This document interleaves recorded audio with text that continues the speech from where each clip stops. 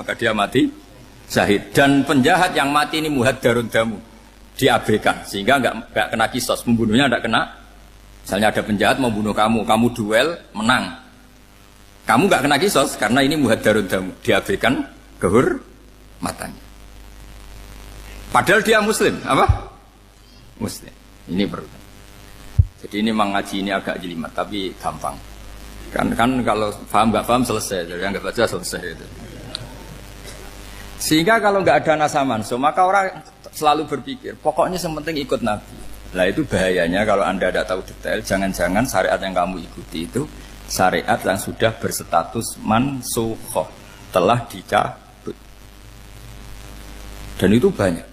Makanya kata Sayyidina Ali ketika ada orang ngajar gak tahu nasa mansuh, halakta wa ahlakta, kamu rusak dan merusak orang lain. Seperti tadi pernah ada kawin itu satu turunan, yaitu era Nabi Adam. Masa kita sekarang kawin sama satu turunan, kan gak mungkin. Ya kan, pernah ada membumi hanguskan orang kafir, yaitu syariatnya Nabi Nuh. Itu dihapus oleh syariatnya Nabi Ibrahim dulu. Yaitu Nabi Ibrahim menghentikan apa? Faman tabi'ani fa innahu minni wa man asani fa innaka ghafurur rahim. Ya, kalau orang ikut saya ya Allah ya pasti golongan saya. Kalau yang masih maksiat, masih balelo, saya berharap engkau ampuni. Akhirnya banyak orang kafir tobat. Coba era Rasulullah itu semua orang kafir Mekah itu kafir.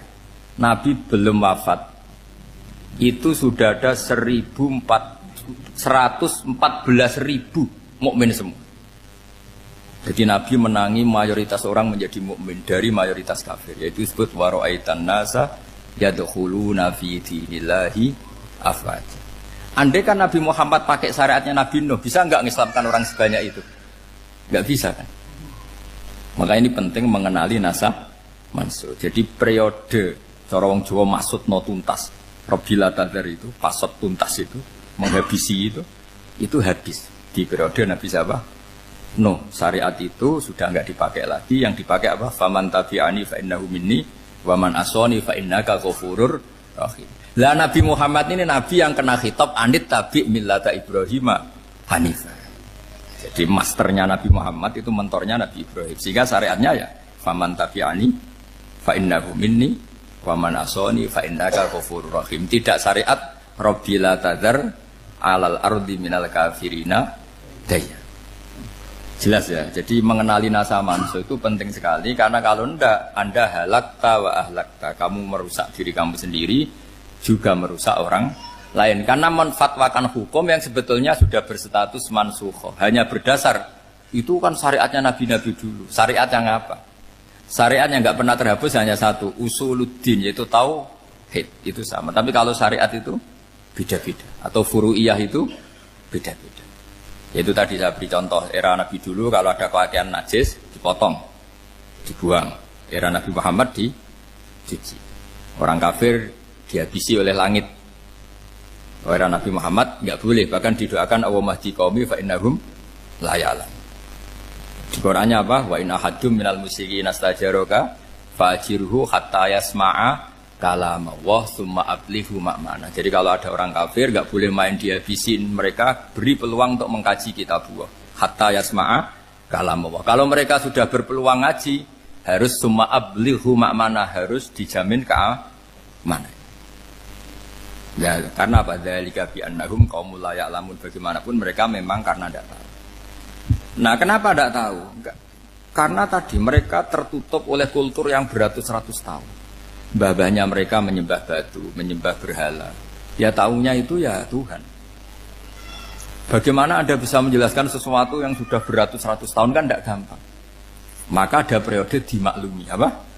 Kalau era sampean kan, mosok waktu disembah saking gobloknya orang, kamu lahir kan sudah nyembah Allah, tidak nyembah batu. Bayangkan kalau kamu jadi mereka.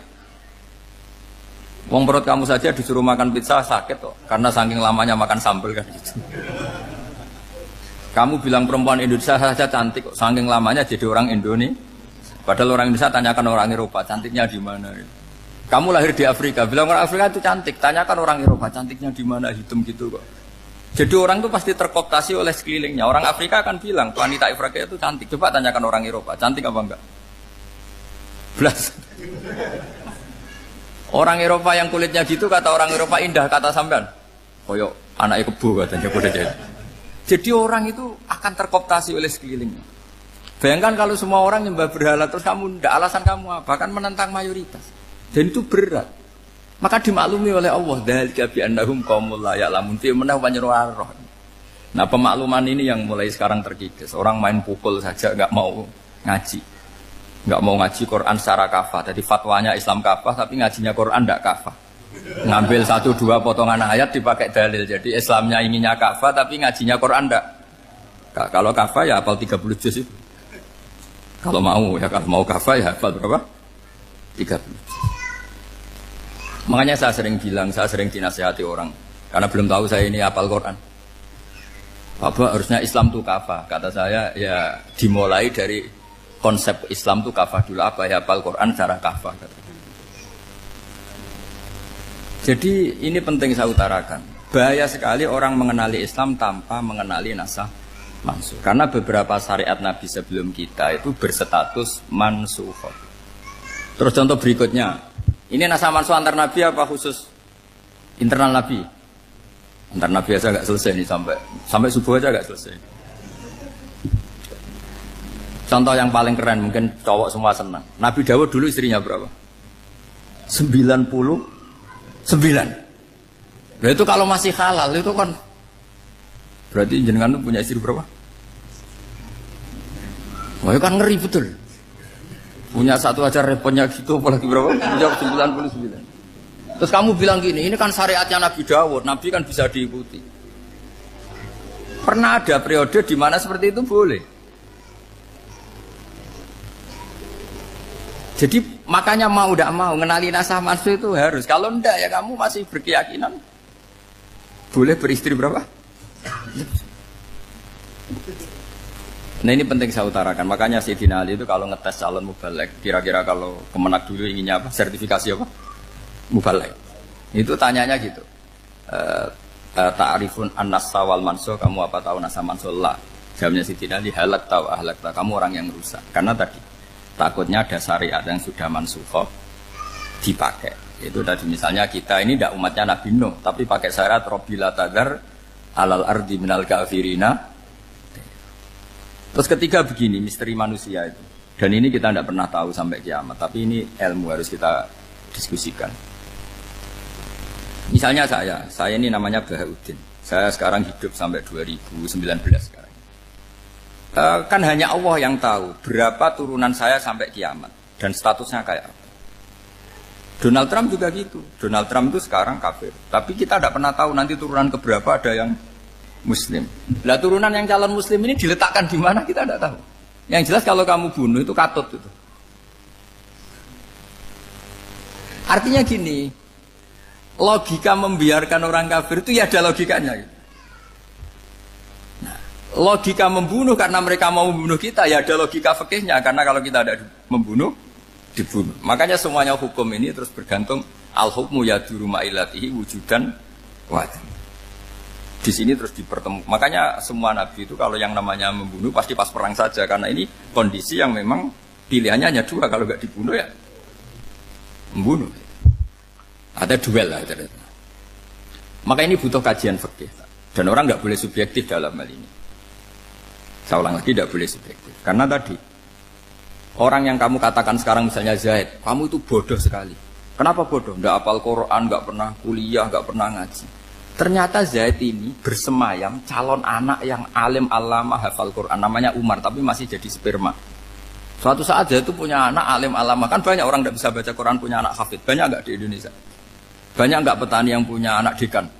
Petani punya anak dekan, yang dekan punya anak naik kelas saja susahnya bukan main.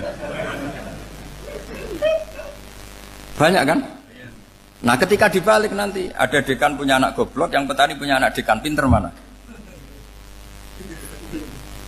Kita tidak pernah tahu, makanya ini kan ya sudah kalau nggak pernah tahu ya bilang saja wallahu alam kan selesai, daripada keminter keliru kan ada wallahu alam. Makanya cerita favorit guru saya Kiai Haji Maimun Zubair itu punya apa namanya Kiai Zubair, itu cerita favoritnya itu ada santri namanya Soleh. Soleh itu alim alam. Orang Madura itu cara berpikir kan kalau kiai saja alim seperti itu apalagi bapaknya. Pas bapaknya main ke pondok, santrinya ada ribuan, bapaknya main ke pondok itu sholat itu ya gak bener. Nggak sesuai sunnah Rasul lah kira-kira gitu. Sudah sholat itu nggak bener apa-apa nggak bener. Masih ditakwil sama santri Madura karena orang Madura itu kultus. Mungkin khilaf itu satu khusus, pokoknya perlakuan khusus. Suatu saat saking bodohnya orang itu kenceng tuh pinggir musola. Wah ini nggak bisa ditakwil lagi, akhirnya nggak bisa ditakwil tuh nggak. Wah ini sudah nggak bener ini, nggak bener. Singkat cerita santri tadi nggak kuat matur ke kiainya, Pak Yai. Jenengan sealim itu kok bapaknya segoblok itu. Kenapa? Ya, dia kencing pinggir musola. Oh bapak saya itu pinter sekali. Kok bisa? Karena beliau yang memutuskan saya mondok sampai saya jadi alim alama seperti ini. Yang bodoh itu mbah saya. Yang bodoh itu mbah saya. Kan? Artinya gini, sekarang misalnya Anda dekan, atau Anda rektor, atau Anda profesor, atau Anda kiai top, mubalek kondang. Anda mubalek kondang terus punya anak, gobloknya bukan main. Atau apalagi anaknya ketangkep KPK. Yang satu anaknya orang bodoh jadi dekan. Kalau kompetisi ini pinter mana coba? Ada ahli metodologi, tapi anaknya itu terlibat narkoba. Yang ini petani utun, anaknya dekan. Kira-kira kalau dikompetisikan pinter mana? Anaknya pinter petani tadi gitu. Yang ketika petani kamu vonis bodoh gitu. Tapi siapa tahu kalau ini menyimpan calon. Paham ya? Kita tidak pernah tahu. Makanya Quran selalu ngajari dalam ilmu sosial itu wa in adri la'allahu fitnatul lakum wa mata'un ila. Dalam ilmu sosial itu kita harus jawab tidak tahu. Karena mudah. Makanya saya tadi pagi ngaji di direktorat saya bilang, saya pernah diprotes orang, Gus kamu udah jelas 01 atau 02. Ya saya jawab gitu. Manusia itu makhluk yang paling gak jelas gitu. Sekarang soleh suatu saat bisa saja gak soleh. Yang sedang gak soleh suatu saat soleh. Sesuatu yang mungkin rubah kok kamu fanatik itu gimana? Nalarnya itu gimana? Coba kita tahu dulu Wahsy itu pembunuh Hamzah, akhirnya mati mukmin ya gak? Padahal orang yang sangat dibenci Rasulullah karena membunuh Sayyid siapa? Hamzah. Sa'labah yang tukang itikaf di masjid akhirnya su'ul khatimah. Kita tidak pernah. Nah kalau nggak pernah tahu ya tidak usah terlalu fanatik biasa saja. Kayak jenengan seneng saya itu ya saya tidak tahu sampai kapan ya. Saya seneng sampai kapan ya. Kayak suami istri. Pas nikah harmonis bulan madu sampai kapan berarti. Yang jelas paling awet itu pasangan jelek itu pasti nggak awet. Makanya jadi guyonan. Pasangan itu jangan baik-baik gak awet. Kalau jelek itu awet. Ternyata maksudnya cantik sama ganteng itu suatu saat pasti jadi jelek. Yang jelek sama jelek pasti jelek terus. Makanya jadi guyonan. Kalau pasangan jelek itu awet katanya. Tapi kalau pasangan baik, ternyata baik wajahnya itu pasti gak awet. Suatu saat pasti jelek. Tapi yang jelek awet. Karena mulai dulu ya jelek sampai itu. Awet jeleknya maksudnya bukan. Ya jelas ya, jadi saya mohon sekali ini ilmu. Sampai ndak urusan, ini bukan urusan cocok ndak cocok, tapi ilmu. Ilmu harus kita dengar bahwa syariatnya para nabi itu yang sifatnya furu'iyah, tidak usuliyah, tidak tauhid itu potensi rubah. Sehingga mengkaji nasa mansuh itu satu keharusan seorang ulama. Makanya setiap ada syariat nabi, hal hadhi syariah mu'abbadah amla, mansukhah amla. Karena potensi itu tinggi. Kita tahu dulu semua nabi sholat menghadap apa? Baitul Maqdis. Era Rasulullah dipindah ke Ka'bah. Tapi kalau kamu katakan total Baitul Maqdis ya tidak juga. Nabi Ibrahim mulai dulu madhabnya ke Ka'bah. Tapi kalau Nabi Musa ke Baitul Maqdis. Terus kamu bilang ini 01, 02 ya memang syariat jadi sesuatu yang furu'iyah. Nah, kenapa ini furu'iyah? Jawabannya sederhana. Ketika seseorang menghadap Ka'bah itu menghadap batu apa menghadap Allah? Allah. Ketika menghadap Baitul Maqdis hakikatnya menghadap Allah apa menghadap Baitul Maqdis? Allah. Maka menghadap Ka'bah itu sebenarnya masalah furu'iyah. Yang masalah usuliyah adalah inni wajjahtu wajhiya lilladzi fataras samawati wal ardh. Yang permanen adalah menghadap Allah Subhanahu wa taala. Cuma secara prosedur syariatnya secara zahir menghadap Ka'bah. Maka potensi rubah karena ternyata itu furu'iyah. Untuk kiblatnya itu furu'iyah. Yang permanen adalah menghadap ke Allah Subhanahu wa taala. Ini penting ya. Jadi terus sekarang masih antar nabi apa di internal nabi? Ini sudah mau selesai waktunya, sudah habis ini. Internal. Ini sudah selesai, ini sudah pas ini. Mohon maaf ya. Oh. Jam Ini sudah sampai mana tadi? Teruskan apa enggak? Sudah ya, sudah kayaknya sudah. Biar kelihatan cerdas. Sekali pertemuan sudah pinter gitu. Berapa? Setengah jam sudah pinter. Yang internal Nabi apa antar Nabi? Internal ya, sudah sekarang ke internal. Kalau internal lebih banyak lagi contohnya. Yang masyhur tentu masalah Baitul Maqdis. Dulu Rasulullah pernah sholat menghadap Baitul Maqdis 16 bulan. Berapa? 16 bulan. Kila 17. Pokoknya khilafnya hanya 16 dan 17. Kalau ada bilang 10 bulan berarti gak pernah ngaji khilafnya. Karena khilafnya itu hanya 17 sama 16. Akhirnya sama Allah diminta disuruh menghadap ke Ka'bah. Saya ulang lagi, itu tetap masalah antar nabi sebetulnya. Begini, makom itu kalau dalam bahasa Arab bukan kuburan. Kalau di Indonesia kan makomnya Sunan Bonang itu kan kuburan. Kalau makom dalam bahasa Arab itu sesuatu yang pernah dipakai singgah, itu namanya apa? Makom. Lalu Rasulullah itu pertama di Medina itu madhab Baitul Maqdis itu 16 bulan. Orang Yahudi senangnya bukan main. Sampai mereka bilang gini, Muhammad tuh gaya-gaya nantok punya agama baru, tapi kiblatnya ikut kita. Baguslah anak itu, katanya. Masih tahu diri katanya. Bagus katanya itu masih tahu diri.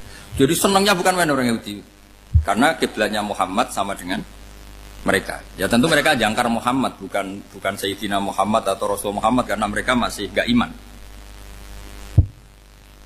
Nabi itu ya agak tersiksa, karena beliau secara gen turunan Nabi Ibrahim dan kiblatnya Ibrahim itu Ka'bah. Agak tersiksa tapi sami'na wa ata'na tetap madhab ke Baitul Maqdis berapa? 16 bulan. Suatu saat Nabi Muhammad itu disuruh madhab Ka'bah. Ini dengerin. Akhirnya madhab ke Ka'bah. Apa yang terjadi? Orang Yahudi komentar gini, Muhammad itu gimana? Dia di perantauan, rindu sama keluarganya, terus rindunya itu diaplikasikan jadi perilaku agama. Jadi dia madhab Ka'bah dianggap kangen. Kayak saya kan orang Rembang.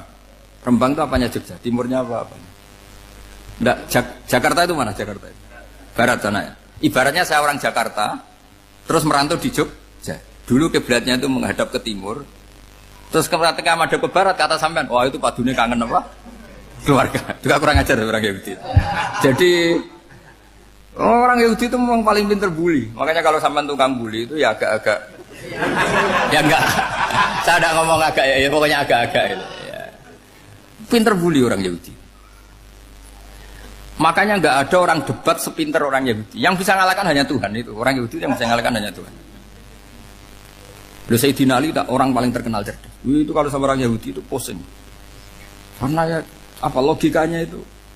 Saya beri sekian contoh. Ada orang Yahudi tanya gini, Muhammad, kalau kambing mati itu yang bunuh siapa? Ya Allah, mati langsung itu. Agama kamu itu aneh, Mak. Yang langsung sentuhan Allah haram, tapi yang lewat tangan-tangan jahil manusia malah halal. Harusnya itu yang halal kan orisinil, langsung Allah yang mundur. Jeduteknya itu aneh, dari cara berpikir itu aneh. Nah cara sampean iwan, nak halal pangan kue. Tapi Nabi kan nggak boleh bertutur kata kasar gitu. Kalau yang jadi Nabi saya untalan ngono kan gitu. Tapi Nabi kan nggak boleh kasar. Jadi Nabi itu problem karena nggak boleh apa? Kasar. Kalau kita kan gampang, wis nak halal untalan kan selesai, Pak. Tapi Nabi nggak boleh kasar gitu. Jadi nak jadi nggak Nabi, ya sampean itu kan enak. Mau keliru ya pantas, mau apa saja pantas. Karena kan nggak panutan. Kalau Nabi nggak bisa. Meluruskan kebenaran itu harus tetap sesuai akhlak. Ya jadi agak kerepotan. Makanya punya Umar alhamdulillah ada yang nggak perlu aturan gitu. Jadi enak. Jadi ya itu memang aturannya harus itu. Coba Nabi itu perang tapi nggak boleh bunuh. Kayak apa susahnya? Beliau jadi sasaran tembak tapi nggak boleh bunuh. Kalau sahabat kan enak, duel, relax, santai, bisa tarung. Kalau Nabi nggak boleh. Makanya Nabi meskipun ikut perang terus nggak ada sejarah orang yang dibunuh. Ya, hanya satu peristiwa itu pun dibaca orang kafir, ditangkis Nabi, pedangnya kembali ke dia mati. Tapi nggak ada yang Nabi. Karena Nabi kalau pembunuhan itu terus kayak pendekar kan susah juga punya Nabi kok. Habis perang saya Nabi tanya, Muhammad habis perang berapa? 1000. Ya repot juga punya Nabi mantan apa? Membunuh meskipun yang dibunuh orang kafir, tapi kan kayak apa ya? Fitrah manusia itu akan menolak kepemimpinan orang yang gitulah pokoknya nggak bisa diterangkan itu. Makanya Nabi itu nggak pernah bunuh meskipun kayak apa musuhnya tapi nggak pernah bunuh. Untungnya di sekeliling orang-orang yang tadi. Jangan bilang itu suka bunuh ya, pokoknya perang gitu ya. Perang dengan bunuh itu beda loh. Kalau perang itu fair apa? Fair. Sampai mana tadi? Nabi Ibrahim ya tadi. Makom tadi saya ulang lagi. Nabi Muhammad menghadap ke Baitul Maqdis itu hanya Allah nuruti. Ini loh Nabi betul. Tahu betul bahwa di antara syariat adalah Baitul Maqdis. Karena semua Nabi pernah berkiblat Baitul Maqdis. Tapi Nabi ketika menghadap ke Ka'bah, Nabi juga dibilangin sama Allah. Ini loh syariat yang benar. Karena Ka'bah juga kiblat sing a'taku. Lebih tua ketimbang Baitul Maqdis. Maka disebut Ka'bah Atiqah. Ilal Baitil Atiq. Kalau Quran bahasakan Ka'bah apa? Wal yatawafu bil Baitil Atiq. Atiq itu tua sekali. Nah, sudah. Ketika berstatus tua itu orang Yahudi seneng. Mergo roh kelirune Muhammad. Mereka nantang. Muhammad ayo debat terbuka. Nabi rawuh. Bagaimana Anda bilang Ka'bah itu kiblat tertua? Wong Ka'bah itu pertama yang menghadap sana itu ya kamu. Semua Nabi menghadapnya ke Baitul Maqdis. Terus Nabi Muhammad mulai berargumentasi ilmiah tadi. Enggak, Ka'bah itu kiblatnya Ibrahim. Jadi Ibrahim dulu itu yang mulai dulu kiblatnya itu di Ka'bah. Terus orang itu tanya, buktinya apa? Terus dijawab, fihi ayatum bayinatum maqam Ibrahim. Ternyata di situ ada jejak kakinya Nabi Ibrahim, yaitu batu yang diinjak beliau ketika bangun Ka'bah. Itu argumentasi ilmiah. Lah barang orang Yahudi kehilangan ilmu itu gobloknya orang Yahudi. Makanya yang bisa mengalahkan Yahudi hanya Allah Subhanahu wa taala. Luang Ibrahim saja golongan kita, pengikut kita. Ibrahim itu pengikut Yahudi. Wah, itu Nabi mulai senyum-senyum, mulai tertawa-tawa. Wah, itu goblok orang terdidik. Karena itu ibaratnya kayak kamu bilang Soekarno itu pengagum Puan Maharani. Kira-kira seperti itu. Soekarno itu pengikut Puan.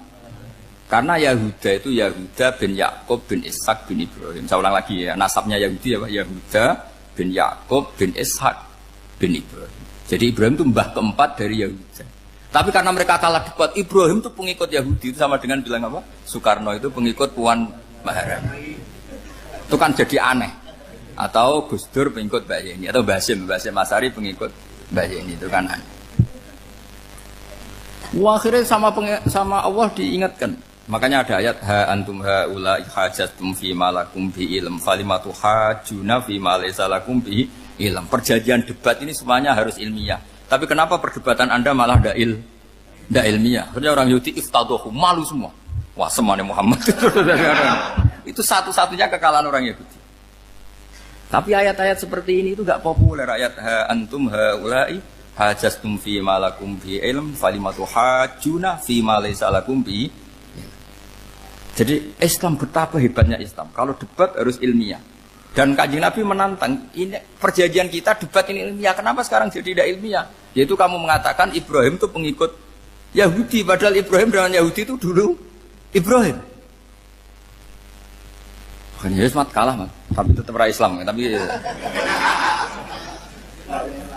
nah, makanya terus Ka'bah dibuktikan ketuaannya lewat apa? Fihi ayatum bayinatum maqamu Ibrahim. Itu bukan makom kuburan. Karena makamnya Nabi Ibrahim tetap Ibrahim temudi Palestina. Kira-kira itu Palestina. Jare Israel yo ning Israel mbol menang di. Jare ning Israel yo ning Israel, jare Palestina ning. Saya pernah ziarah ke sana di Hebron. Di makamnya Nabi siapa? Ibrahim. Jadi jelas ya. Jadi nasa mansuh itu ketentuan yang dikehendaki Allah Subhanahu wa taala untuk menguji loyalitas manusia, menanggalkan semua akalnya. Makanya saya mohon sekali siapapun yang ngaji saya dimanapun, sekali-kali manusia itu harus menanggalkan akalnya. Sekali Anda pakai akal, maka Anda akan ingkar dengan nasa mansuh. Nasa mansuh itu hukum yang direvisi, yang dibatalkan. Makanya orang Yahudi lagi-lagi pinternya orang Yahudi. Merovokasi orang-orang yang Islamnya belum kuat, diprovokasi gini. Ungzuru ila Muhammadin tahayyara fi din yukhillu yauman wa yuharrimu ukhra.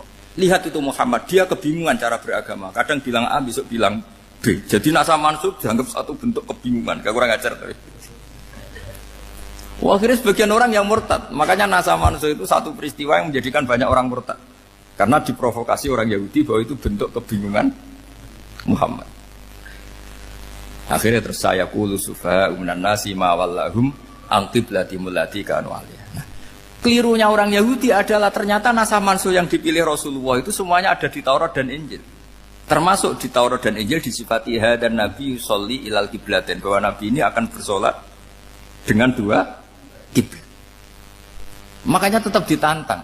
Qul fa'tu bit-taurati fatluha in kuntum shadiqin. Kalau kamu tidak percaya bahwa saya ini orisinil, ayo bareng-bareng mengkaji Taurat. Tapi mereka tidak siap mengkaji Taurat. Karena Taurat semuanya mendukung Rasulullah Muhammad SAW. Fatluha in kuntum shadiqin. Makanya ini penting sekali ngaji. Jadi perdebatan itu macam-macam. Dan itu pinternya orang Yahudi. Ungzuru ila Muhammadin tahayyara fi dini.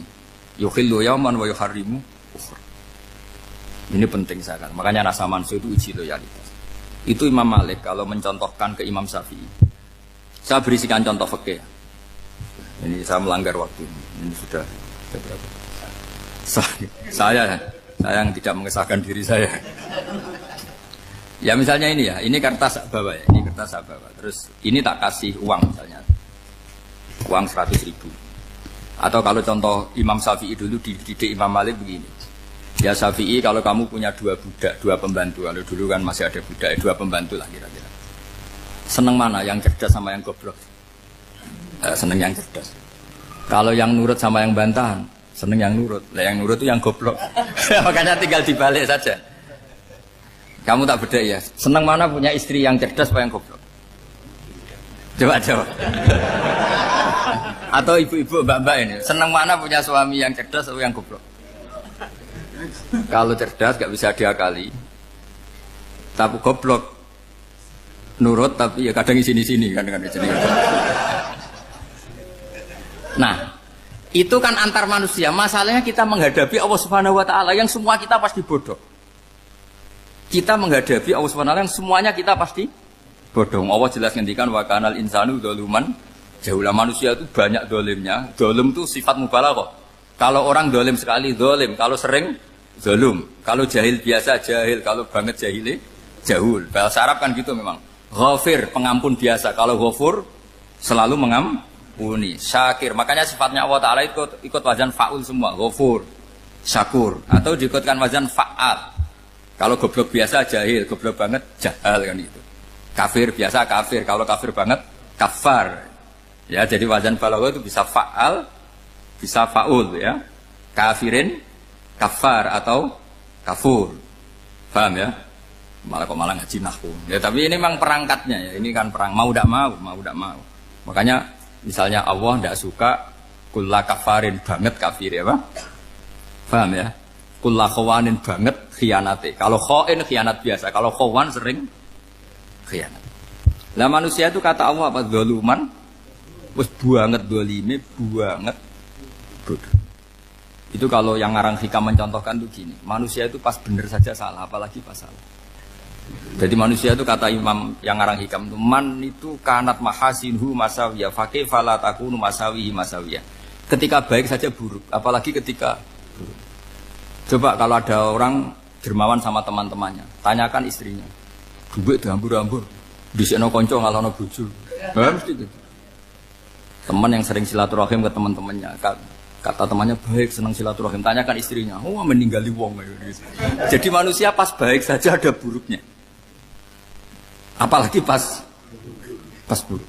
Makanya dulu bapak saya ngajarin saya, istiqomah ya apik ya. Tapi kadang-kadang nak keterusan itu ora istiqomah ngangkangi. Orang dia tidak punya kesempatan. Misalnya ada imam masjid, imami terus sampai tua, sampai mau mati. Itu istiqomah apa tidak memberi peluang yang lain? Tidak jawab saja. Jadi itu manusia. Jadi pas baik saja buruk, apalagi pas buruk. Kayak saya gini di sini ngajar baik, tapi saya ada sopannya harus di atas. Padahal banyak orang sepuh, ada Pak On, ada beberapa yang kan terpaksa nggak sopan. Tapi sama yang nyuruh, berarti sama yang dosa. Kemarin saya minta di bawah supaya ganjaran saya utuh. Ini gara-gara begini ganjaran saya ini agak terkredit terdebat itu karena itu. Saya teruskan. Jadi manusia itu punya sisi itu karena manusia itu dzalum dan apa jahul. Wa kanal insanu dzaluman. Problemnya ini ngadepi Allah yang selalu pinter, yang kita selalu bodoh. Misalnya gini, kamu ditanya Allah. Ini contohnya Imam Malik. Ikla hadi sokhra fa inna tahtaha dhahaban. Coba bongkahan batu itu kamu angkat, di bawahnya ada emas. Lalu budak yang pinter berlogika, oh disuruh buka itu karena ada emas toh. Berlogika.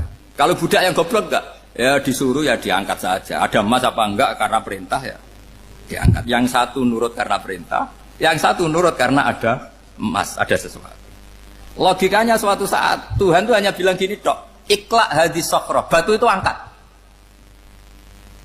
Yang nurut yang goblok permanen tadi kan langsung angkat.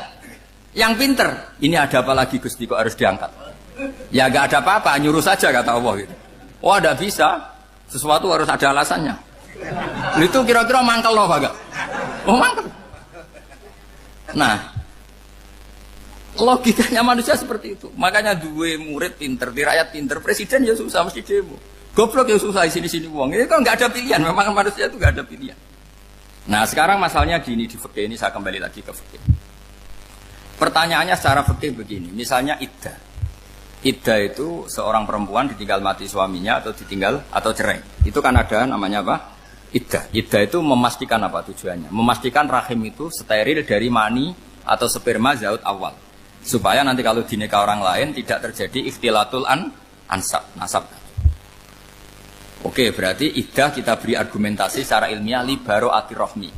Jadi misalnya Zaid menceraikan istrinya Sri dalam keadaan masih bisa haid. Iddahnya 3 kali masa suci. Wal mutallaqatu yatarabbasna bi anfusina salah satu guru. Lalu karena secara teori medis kalau haid berarti bukti tidak hamil. Apalagi kalau haidnya terulang-ulang sampai 3 kali pasti tidak hamil. Jika kalau nanti dinikahi orang lain pasti kalau ada anak ya anaknya zaud sani atau zaud kedua. Berarti alasan iddah li baro'atir rohmi. Oke, kita sok pinter, sok bijak. Pertanyaannya adalah, sekarang sudah baru 1 bulan, suaminya di Malaysia, nggak pernah ngumpuli. Dicek di medis juga berbukti tidak hamil. Apakah boleh tanpa iddah? Semua ulama mengatakan tidak boleh. Tapi ini kan rahimnya jelas bersih. Ya karena iddah itu nuruti perintah pangeran, pokoknya tetap iddah. 3 kali masa suci. 3 kali masa suci atau masa haid. Itu ada perdebatan ulama. Tapi kan ini terbukti bersih Gus. Meskipun terbukti bersih, kata Allah harus iddah 3 bulan atau berapa? Kira-kira 3 bulan, 4 bulan ya tetap harus iddah. Kowe milih mana? Sok pinter. Gusti, berhubung ini. Pangeran mbok terangno gitu. Berhubung. Jadi Tuhan apa mbok wari? Berhubung Gusti. Ini jelas steril dari sperma zaut awal. Enggak usah iddah Gusti. Sama aja kamu disuruh majikan kamu ikhla hadis safra. Berhubung enggak ada apa-apa, enggak usah ya. Kira-kira mangkel nondak budak yang seperti itu. Mangkel. Maka dibutuhkan kebodohan dalam beragama. Betul itu memang. Makanya Nabi itu unik. Pernah bilang itu gini. Aksaru ahlil jannah al-bulu. Aki-aki penduduk swarga itu al-bulu. Wong goblok-goblok. Maksudnya goblok yang jenis ini. Bukan goblok betulan. Maksudnya goblok jenis ini itu ya tetap pinter. Tapi pinternya dibuang. Pura-pura goblok demi sami'na. Jadi saya misalnya kok pinter. Pinter dan goblok tadi. Sekaligus. Pinter dan goblok. Ya bah, ikhla hadis sokhra fa inna tahta hadapan. Tak angkat karena saya tahu di bawah ada emas. Tapi di hati saya sajane ya mergo perintah. Suatu saat kok disuruh Allah ikhla hadis sokhra, perintah ya tak angkat. Ya sudah. Jadi ya pinter ya goblok. Saya tahu namanya perintahnya Allah pasti ada hikmahnya. Hikmahnya iddah adalah li baro'atir rohmi. Tapi hikmahnya jadi kawula adalah nurut perintah Allah, cek tahu alasannya maupun tidak. Di sini ada illatul hukmi untuk membangun kecerdasan, tapi ada loyalitas untuk membangun ubudi. Ya, bahwa kita ini kawula roh tetap loyal. Makanya tadi pagi saya cerita Sayyidina Umar. Sayyidina Umar kayak apa cerdasnya? Tapi tetap ubudi ya. Yaitu Rasulullah SAW sering dibully orang kafir. Muhammad itu gaya-gaya nantok. Wong ora oleh nyembah berhala, ora oleh nyembah watu, sebule ini nyembah Hajar Aswad. Karena dilihat dari jauh kan tetap nyium Hajar Aswad.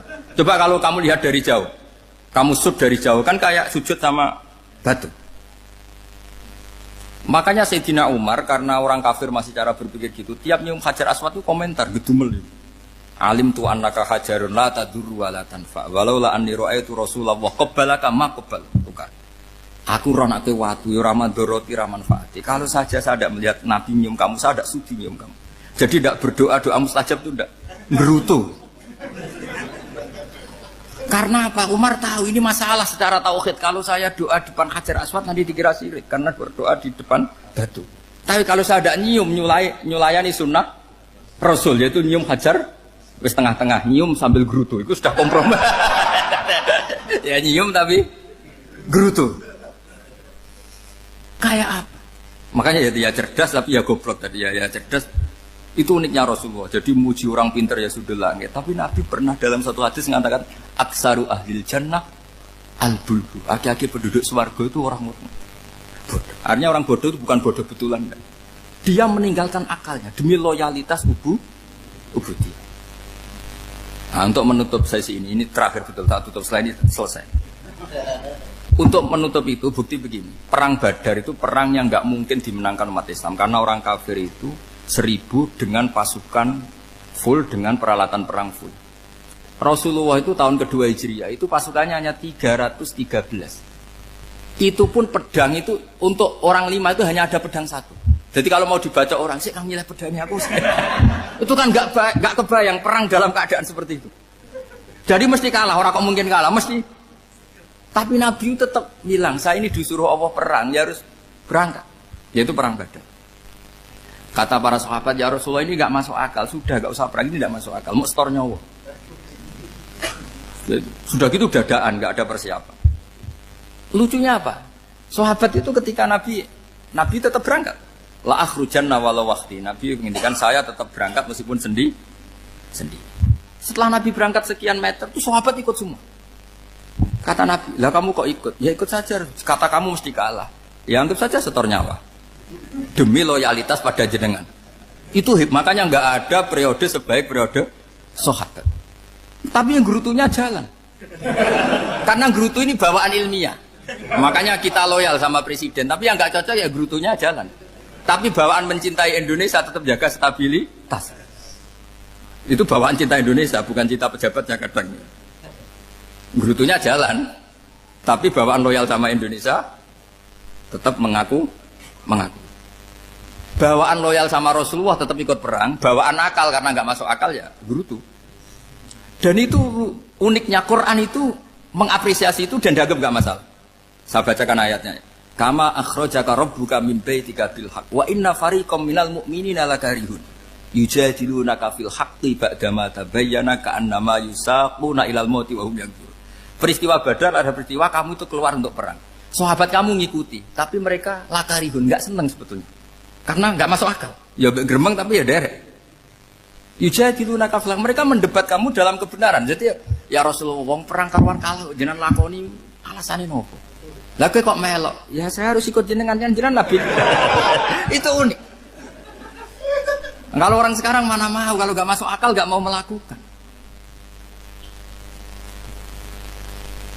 Coba misalnya istri kamu belajarnya dikurangi, anggap saja petualangan latihan hidup di masa lalu, nggak mau. Padahal petualangan itu hal yang indah. Petualangan itu kan hal yang indah, kan nggak mau? Oh ngirit aja alasan. Tapi lucunya kalau dijak camping bermiskin-miskin di hutan mau. Karena karpe dewe, tapi tak suami yang ngongkon. Ayolah seminggu ini kita model miskin, anggap saja petualangan masa lalu. Enggak mau. Karena pinter, apa? Coba kalau bodoh. Ya ngono ya apa-apa Mas. Tapi resikonya nak bodoh, pas kamu sakit ya dibiarin. Karena dia melihat sakit kan biasa, namanya manusia. Makanya ini pilihannya susah, hidup itu masih susah makanya ini. Jadi uniknya Quran gitu. Quran itu membolehkan psikologi manusia. Makanya Allah ngendikan kutiba alaikumul qital wa huwa kurhul lakum. Ya saya tahu kamu tidak suka perang. Allah yang ngakui wa huwa kurhul, enggak apa-apa. Tapi ketidaksenangan kita harus dilawan demi mengikuti Allah dan misalnya perempuan Allah juga gitu. Wa ashiruhunna bil ma'ruf. Gauli istri kamu muamalah secara baik. Kata Allah fa in karihtumuhunna fasa antakrahu syai'a wa ja'alallahu fi khairan katsira. Mungkin ada watak yang kamu tidak suka, tapi di situ ada kebaikan. Allah ngaku yang namanya suami mesti ada watak yang enggak suka dari istrinya. Juga sebaliknya lebih banyak lagi yang suami istri kamu tidak suka watak kamu. Juga enggak suka hidung kamu, wajah kamu banyak lah enggak disuka. Tapi demi kestabilan negara suami istri ini, mereka loyal, justru itu bagus. Maka jagalah ilmu, juga jagalah loyalitas. Itu yang perlu saya utarakan. Jadi makanya agama ini dibangun dua. Satu kecerdasan hikmah, yaitu ya al-hukmu ya duru ma'ilati wujudan wa adalan. Tapi juga ada ubudiyah, bahwa agama ini milik Allah. Maka sami'na wa adalan. Karena begini logikanya, saya ulang lagi masalah batu. Iqla hadis sokhro fa inna tahta hadaban. Terus saya angkat. pembantu saya ngangkat. Dia saya gaji atas nama apa? Nurut kan? Atas nama menemukan emas apa atas nama nurut? Nurut, karena emas itu juga penemuan saya, milik saya. Ngangkat batu yang nggak ada emasnya juga atas nama nurut. Jadi rapot yang saya berikan ke pembantu saya itu tentang nurut dan tidak nurut. Saya kan tidak peduli dengan cerdas dan tidak cerdas. Itu kan tidak sesuatu yang menguntungkan saya. Nah Allah juga gitu. Kecerdasan kamu, pinter kamu itu tidak menguntungkan Allah Subhanahu wa Ta'ala. Karena Allah itu tidak butuh pinter kamu, cerdas kamu. Allah hanya butuh mental ubudiyah kamu. Makanya Allah mensifati nabinya hanya subhanalladzi asra bi abdihi, karena status tertinggi manusia adalah sifat kehambaan. Makanya ya Tuhan nafsul mutmainnah irji'i ila rabbiki radiyatan mardiyah fadkhuli fi ibadi. Berstatuslah sebagai hamba baru wadkhuli jannah. Nah kalau kamu berstatus hamba ya harus baik, gak usah kalian bantah. Coba kalau kamu rasional, ya Allah kenapa bikin surga nanti-nanti? Engkau kan bikin sekarang, ngapain repot-repot nanti? Jadi kacau semua agama. Makanya yang perlu didahulukan adalah status ya Tuhan nafsul mutmainnah irji'i ila rabbiki radiyatan mardiyah fadkhuli fi ibadi. Masuklah berstatus sebagai hamba saya. Khasnya hamba tadi, ya cerdas karena semua yang diperintahkan Allah pasti ada hikmahnya. Tapi kecerdasan ini kadang kita tinggalkan demi loyalitas ubudiyah. Terus ngoten mawon kula ngapunten ingkang kathah, mugi-mugi niki barokah. Assalamualaikum warahmatullahi wabarakatuh.